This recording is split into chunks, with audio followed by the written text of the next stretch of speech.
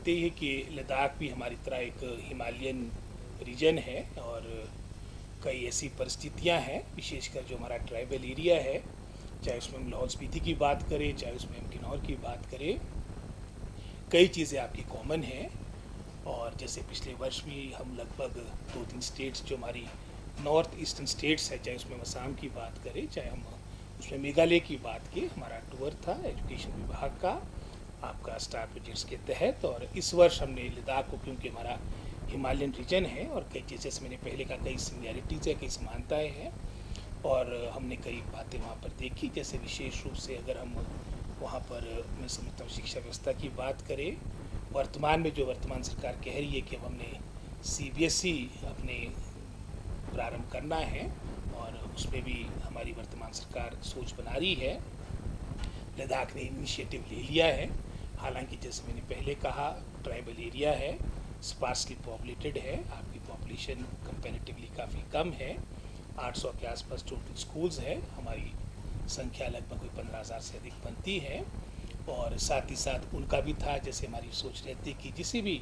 मैं समझता हूँ आपकी प्रदेश सरकार की बात हो या यूनियन टेरिटरी की बात हो, जो वहाँ की बेस्ट प्रैक्टिसेस है वो हम सीखें। और वो भी जैसे विशेष रूप से हमने असर और नेशनल असेसमेंट सर्वे में अपनी एक अच्छा परफॉर्मेंस किया हिमाचल प्रदेश ने, वो उन बातों से प्रभावित थे। तो बहुत सी बातें हमने आपस में शेयर की, जिसके माध्यम से आने वाले समय में मैं समझता हूँ हमारी दोनों यूनियन टेरिटरी लद्दाख की भी और साथ ही साथ हिमाचल प्रदेश की भी हमारी शिक्षा व्यवस्था बेहतर हो सके, उसके लिए काफ़ी मैं समझता हूँ चिंतन हुआ, मंथन हुआ। और उसमें हमारे जो वहाँ के लद्दाख हिल काउंसिल के जो चेयरमैन थे, वहाँ के वाइस चेयरमैन थे, उनसे मीटिंग हुई, सेक्रेटरी एजुकेशन से मीटिंग हुई। और जैसे आपने सोनम वांगचू जी की बात की, और वो भी मैं समझता हूँ एक नोटेबल फिगर है उस पूरे क्षेत्र की। और एक चाहे उसमें क्लाइमेट चेंज की बात हो, चाहे उसमें एजुकेशन में कंट्रीब्यूट करने की बात हो, उनका एक बहुत बड़ा योगदान रहता है। और उनसे भी कई बातें, क्योंकि विशेषकर जो हमारे पहाड़ी क्षेत्र की समस्याएं रहती है, उसके बारे में किस तरह से उसका समाधान निकाला जा सके, विशेषकर जैसे उनका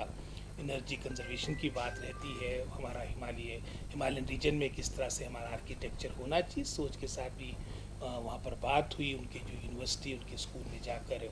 इसमें तो निरीक्षण किया गया और भविष्य में हमारे टीचर्स भी ट्रेनिंग के लिए वहाँ पर जाएंगे, हमारे स्टूडेंट्स भी जाएंगे, ताकि परस्पर आपस में मैं समझता हूँ अपना अच्छा एक वातावरण बने, जिसके माध्यम से हम अच्छी बातों का आदान प्रदान कर सकें।